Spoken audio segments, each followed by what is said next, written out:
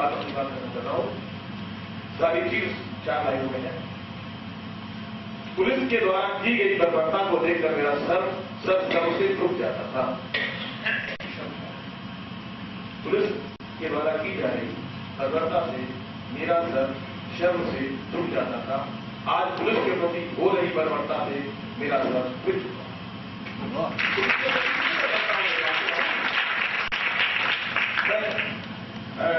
अपने ऊपर ही बहुत दुनिया की बातें क्योंकि ये सारा शरीर ही छलनी हो चुका है। ईटे पत्थर बनवाता में दूसरे में पुलिस चला वो परीक्षा के लोगों को पथराव किया। मेरा डीआईडी फाइल पड़ा है, सिपाही फाइल पड़ा है, दंगा करके मारा जा रहा है। आप इंग्लिश कंट्री को बचाने की कोशिश कर रहा था। अंदर से एक जीती चंद्र बेटी तो बलिया का रहने वाला जिसका क्रांति का पूरे जिले का इतिहास है, तो निकाल कर करता था कि बात नहीं को गोली, फिर सोचते थे कि इतना बड़ा दर्द नहीं, ये व्यक्तिगत हो जाएगा। क्योंकि एक ऑफिसर को ना होता, ऑफिसर को ना होता जैसे नम्रता सबने दिखाई है, मैंने दिखाई है। मुझे लगता है कि जिस दिन हमारा सिपाही और दरोगा भी दिखाने लगेगा अच्छा है। मैं ये भी नहीं कहूंगा कि आप पत्थर न उठा लो, पत्थर न उठा लो, कोई उठाइए, हमें अच्छी होगी, कोशिश की जाएगी। आपने पुलिस का पक्ष रखा। हमें लगता है कि यहाँ पर आए हुए जो बच्चे हैं वो पुलिस के अगेंस्ट नहीं।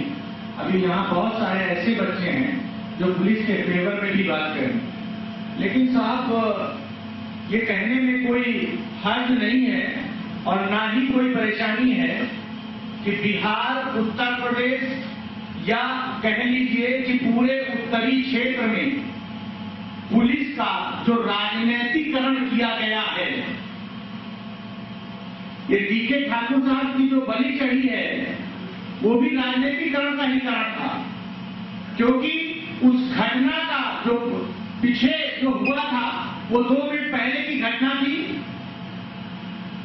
समाजवादी पार्टी के कुछ नौजवान नेताओं ने 1 दिन पहले कहा था कि हम मुख्यमंत्री कार्यालय में और विधानसभा में ताला डाल देंगे।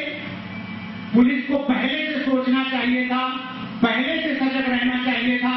शायद पुलिस सजग होती और वहां पर पहले से मौजूद होती तो ना ये डीके ठाकुर साहब का लाश उस नौजवान नेता के चेहरे पर होता और ना वो नौजवान नेता मुख्यमंत्री कार्यालय में ताला डाल पाता। ये उसकी झिझक थी, ये उसकी झिझक थी, ये उसकी झिझक थी। और यहाँ के मौजूदा मुख्यमंत्री को नंबर बढ़वाने के लिए अपने कि जिन लोगों ने मुख्यमंत्री कार्यालय में ताला डाला है हम उनको बख्श नहीं रहे हैं, ये वो था। हमें हमेशा सजग रहना चाहिए। प्रभात सर, मैंने आपको जिम्मेदारी सौंपी है और मैं चाहूंगा कि जिस बेबाकी से मैं डिबेट कर रहा हूं आप भी उसी बेबाकी से करें। ये सारे आपके मित्र हैं, मेरे भी बड़े भाई हैं, मेरे मित्र हैं, लेकिन जो बात जितनी कच्ची है उतनी कच्ची कही जाए। धन्यवाद।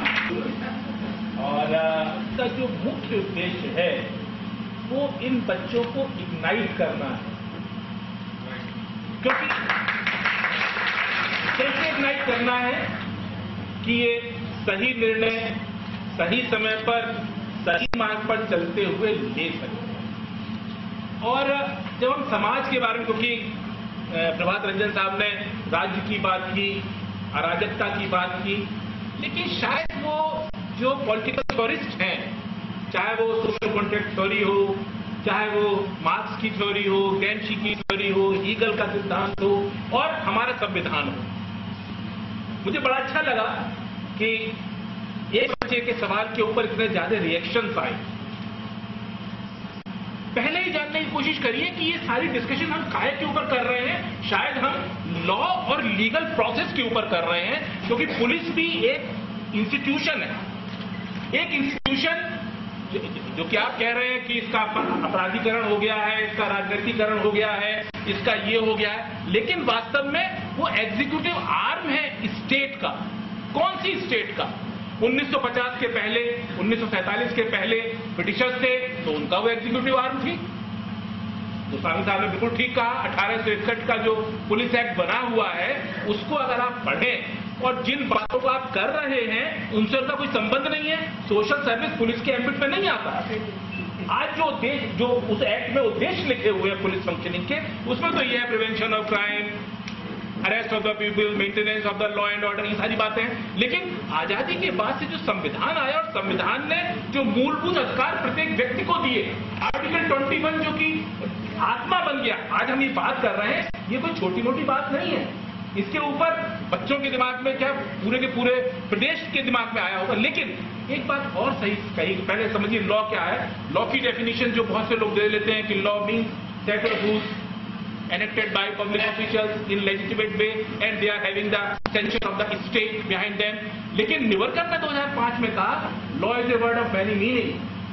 Sometimes it is slippery as a glass, sometimes it is elusive as a soap bubble. क्योंकि क्रिमिनल जस्टिस एडमिनिस्ट्रेशन की बात की तो पुलिस पहली एजेंसी है, दूसरा प्रोसिक्यूटर, तीसरे कोर्ट और चौथा प्रिजन एडमिनिस्ट्रेशन या करेक्शनल एडमिनिस्ट्रेशन।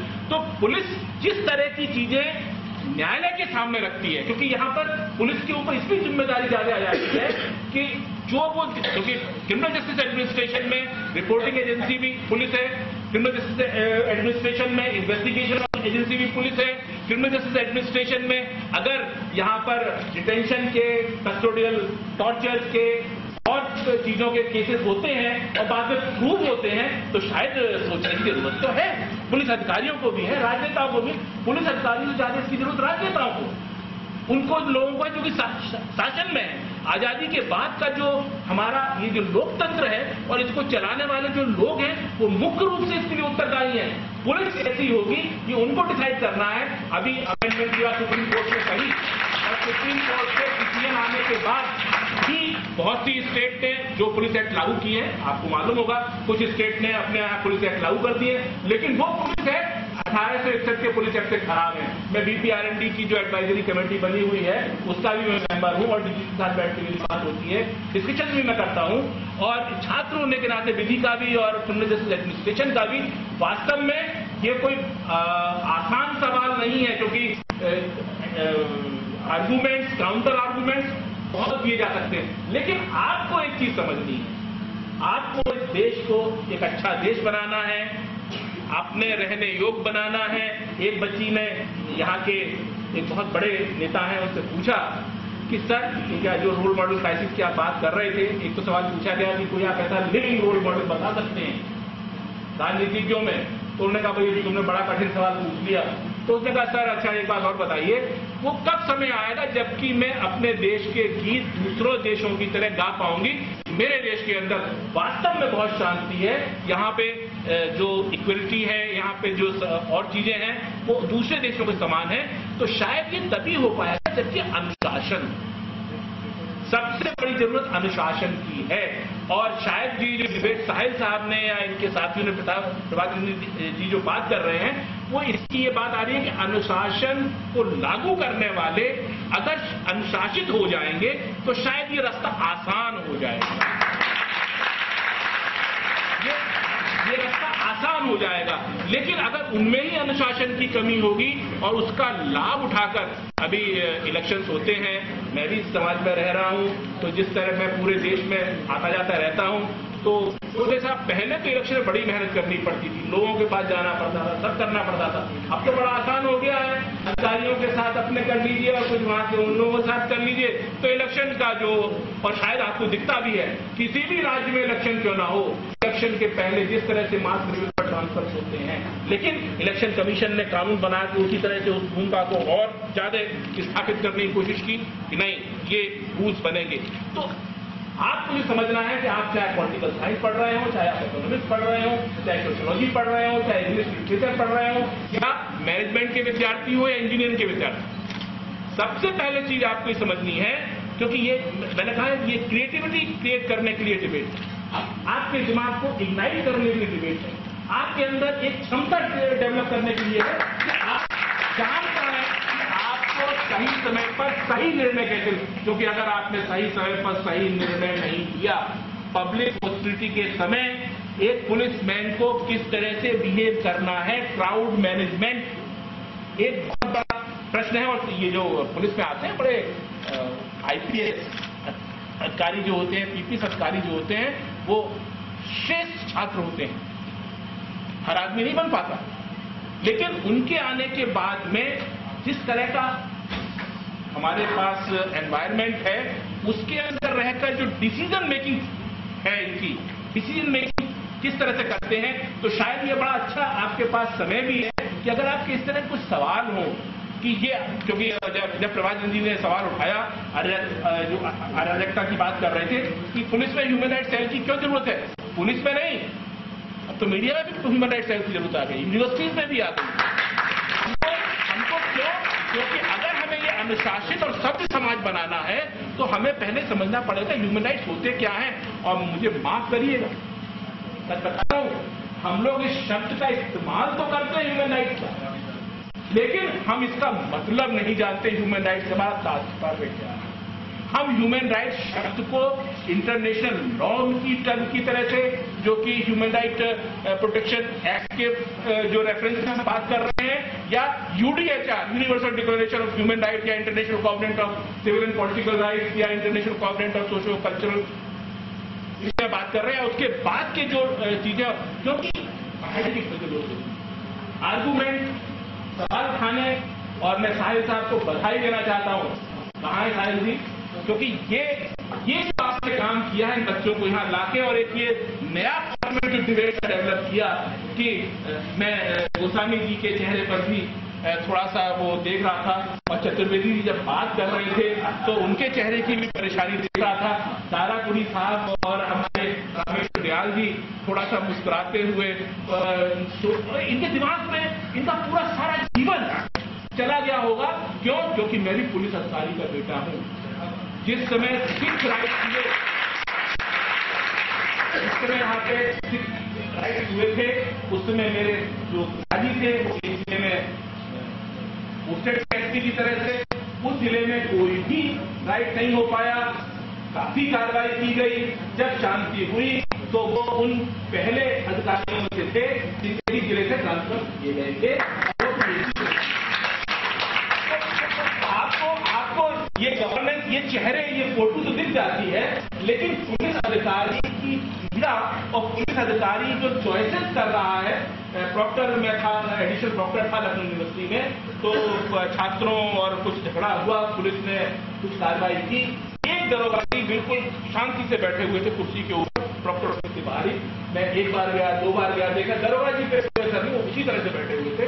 तो जब वो सब मामला शांत हो गया तो मैंने उनको बुलाया और मैंने आप हमारे थे उनसे कहा ये लगे साहब इतना झगड़ा हो रहा है, ये उठ के नहीं गया।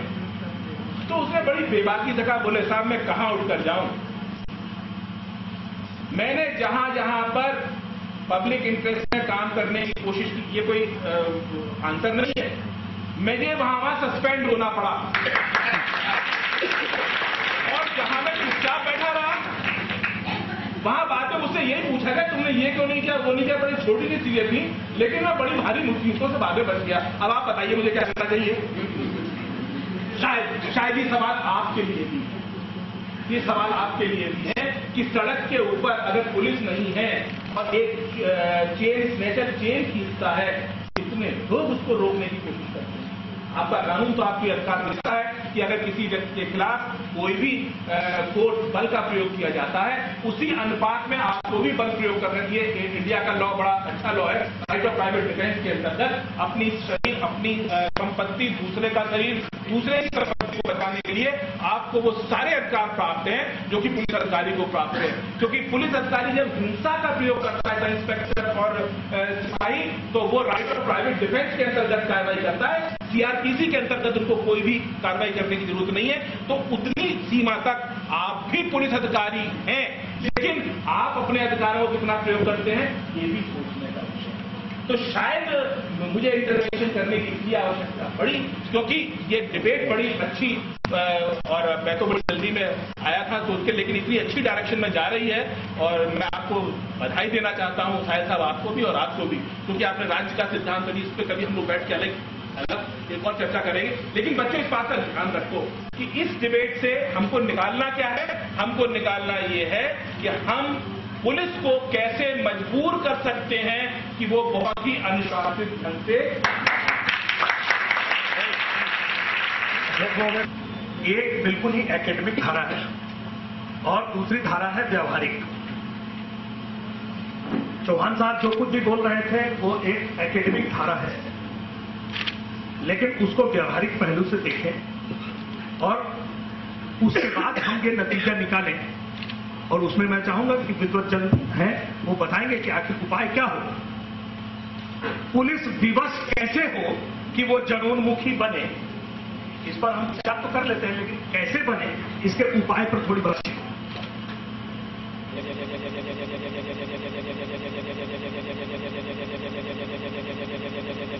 देखते हैं कि समाज बिल्कुल अराजक हो गया। इसमें आप भी कहेंगे हाँ और बच्चे भी कहेंगे हाँ। नहीं, यहां मैं भी पूरा कर लेंगे अध्यक्ष महोदय, आपकी ही इजाजत मिली है, मैं अपनी बात पूरी कर लूं।